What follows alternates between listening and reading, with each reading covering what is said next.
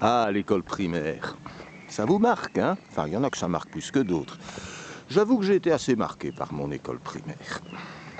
Pas forcément dans le mauvais sens, mais quand même pour certains détails. Bien sûr, j'ai connu, moi, l'école primaire, fin des années 60, début des années 70, donc on n'était déjà plus avant la guerre. Mais quand même, par rapport à 2010, il y a quand même des changements. J'ai encore connu des écoles où les élèves allaient à genoux, où des professeurs tiraient les oreilles des élèves, c'est que certains même tiraient les cheveux. J'en ai même encore connu qui foutaient des baffes. J'ai connu aussi l'époque où on allait à genoux, mais j'en ai également connu où certains professeurs, et c'était tout à fait accepté à l'époque, lançaient des frotteurs à la tête des élèves. Mais je ne suis pas là pour dénigrer mes anciens instituteurs qui vivaient dans leur temps. Et puis bon, on a parfois plus facile à dire ça avec le temps. Mais enfin voilà, c'est tout. Alors je me rappelle aussi de cette tendance qu'avaient pas mal d'enseignants, pas seulement donner des punitions, mais à humilier verbalement des élèves. Et je vais m'attarder à deux exemples. Dans une école catholique où je suis allé jusqu'en 4e primaire, que je ne nommerai pas, on nous disait dans nos récitations, il faut aimer son prochain. Et je ne comprenais pas l'expression aimer son prochain. Et j'avais un jour demandé à l'instituteur, que signifie aimer son prochain? Et il m'avait répondu, Monsieur Drey, aimer son prochain, ce n'est pas rester en classe, c'est aller jouer avec tout le monde. Bon, sur un ton qui sentait quand même la sentence.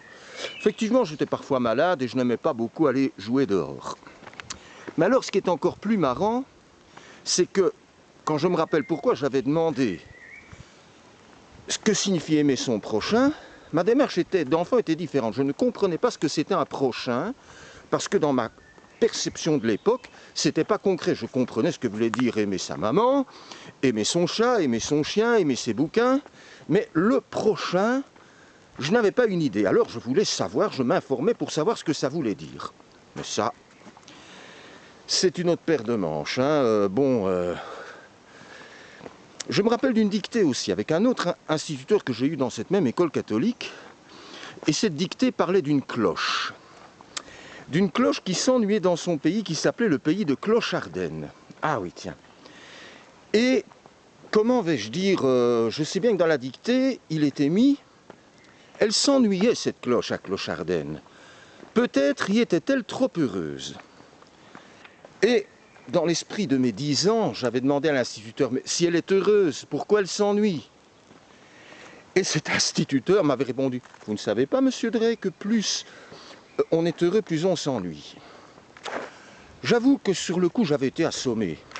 Il est clair que maintenant, à 48 ans, je comprends tout à fait le sens de ce que mon instituteur de l'époque m'a répondu, mais à l'époque, je n'avais pas du tout compris, parce que je n'imaginais pas, avec mes yeux d'enfant, qu'on pouvait être heureux et s'ennuyer.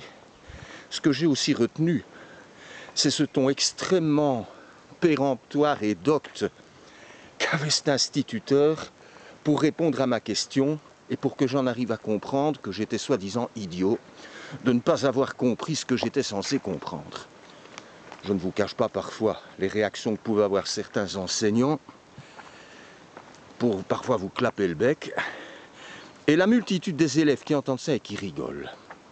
Parce que les petits élèves, parfois bien gentils, seraient plus du genre parfois à se mettre du côté du prof, et parfois même, j'ai déjà vu ça, à répéter comme des perroquets ce que le professeur a dit avant. Mais ça, je ne vais pas rentrer dans une polémique. Je suis très heureux aujourd'hui et beaucoup de choses s'allègent.